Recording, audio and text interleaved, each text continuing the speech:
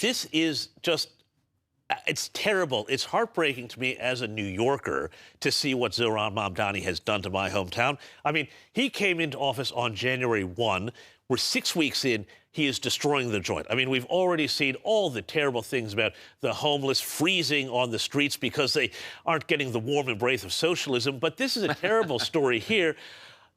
Anti-Semitic attacks in New York City, while other crimes have actually dropped, have gone up 128% just in the first month of Mamdani's mayoralty alone. Shocked that you would elect a hard left communist and things would go badly. I mean, who could have seen that coming? I've got very little sympathy for New Yorkers. They voted for this. It's not like they're under a dictatorship. They vote for this. Elections have consequences, and you want to back this sort of... I mean, his policies were so absurd on the face of it.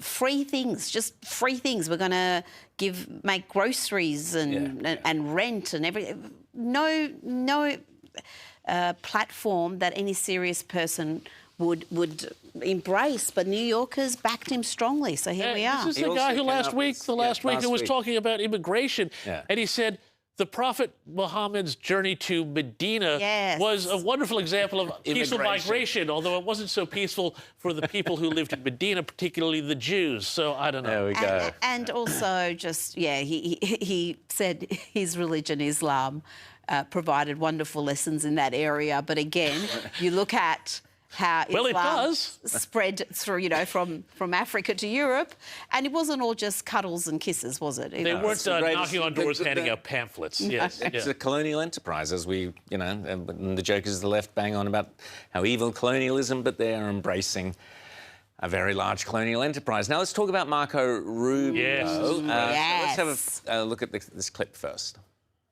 We want allies who can defend themselves so that no adversary will ever be tempted to test our collective strength. This is why we do not want our allies to be shackled by guilt and shame. We want allies who are proud of their culture and of their heritage, who understand that we are heirs to the same great and noble civilization, and who together with us are willing and able to defend it. And this is why we do not want allies to rationalize the broken status quo rather than reckon with what is necessary to fix it. For we in America have no interest in being polite and orderly caretakers of the West's managed decline. He's so impressive. Hallelujah. Seriously, one of Trump's master strokes was putting him and giving him so many roles, so many jobs, but he was in Europe. More jobs than Scott Morrison had. But everyone knows about these ones.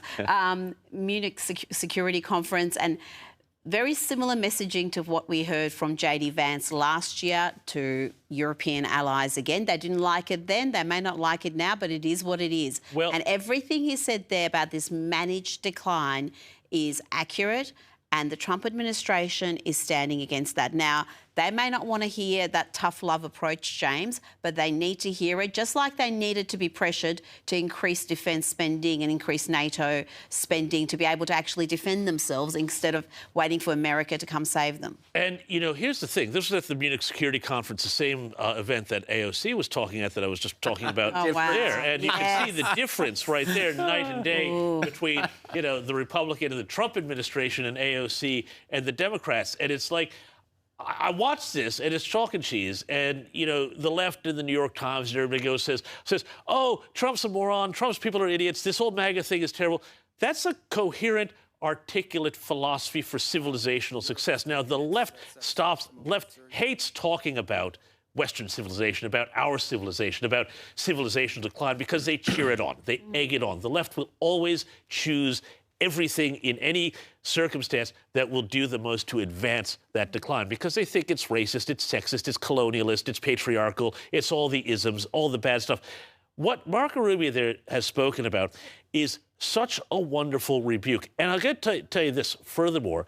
I reckon he is a very good shot for 2028 for the presidency. He's my choice, absolutely, 100%.